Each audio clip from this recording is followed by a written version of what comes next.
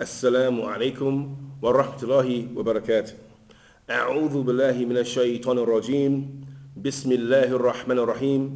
أشهد أن لا إله إلا الله وحده لا شريك له وأشهد أن محمد عبده ورسوله نحمده ونستعينه ونستغفره ونؤمن به ونتوكل عليه ونعوذ بالله من شرور أنفسنا ومن سيئات أعمالنا من يهدي الله فلا مضل له ومن يضلله فلا هادي له.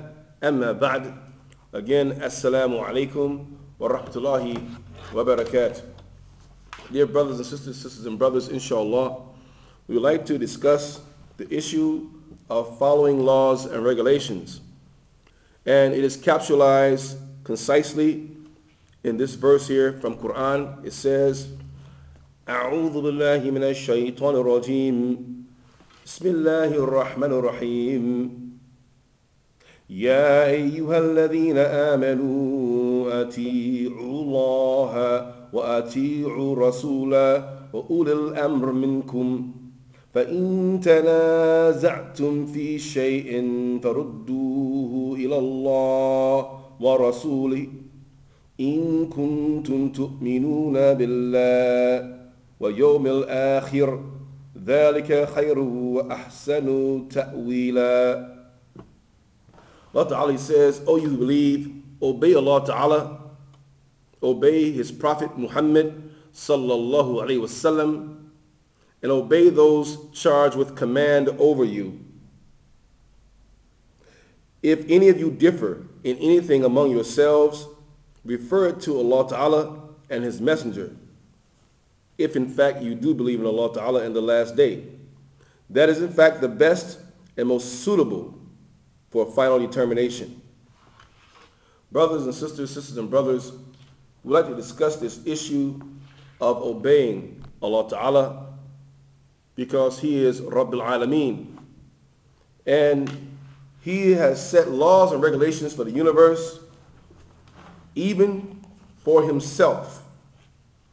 As He states here, it says, this is a hadith Qudsi, the Prophet Sallallahu Alaihi Wasallam was reported to have said, لما قضى الله خلق كتب في كتابه على نفسه فهو موضوع عنده إن رحمتي تغلب غضبي. Which is to say, when Allah Ta'ala, when He decreed or created the creation, He wrote a law for Himself that His mercy would be far extended, or it shall supersede His anger, His wrath, His punishment. Allah Ta'ala has made it incumbent upon Himself to be more merciful to His creation rather than seek to punish His creation swiftly. My point is that if Allah Ta'ala, the Lord of the heavens and the earth, follows rules and regulations that He set in place for Himself, then who are we as mere humans not to do so? That is, follow His laws and regulations.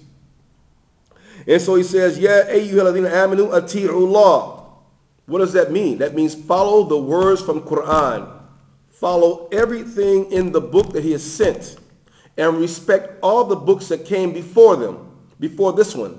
That is, that would be the Injil, that would be the Torah and the Zubur. These are previous books that were sent to humanity by Allah Ta'ala Azza wa Jal through the agency of Angel Jibril, or Angel Gabriel, as it would be said in English. Angel Gabriel being the Holy Spirit, the most trusted angel and the most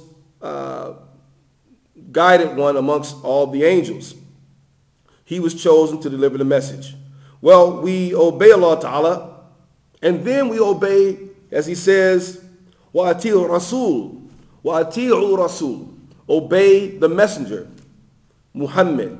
Because if you obey the messenger, you are obeying Allah Ta'ala Azza wa Jal. This is important, because the messenger is what he is, a messenger. He's telling you what Allah Ta'ala said. So then we have to believe that the messenger was in fact a sheriff or one deputized to deliver the message, the great message from the words of his Lord. And he says, وَأُولِي الْأَمْرِ مِنْكُمْ, and obey those charged with command over you. The people that are charged with command over you are your parents and also the Khulafa Rashidin, the righteous, the rightly guided custodians of the religion.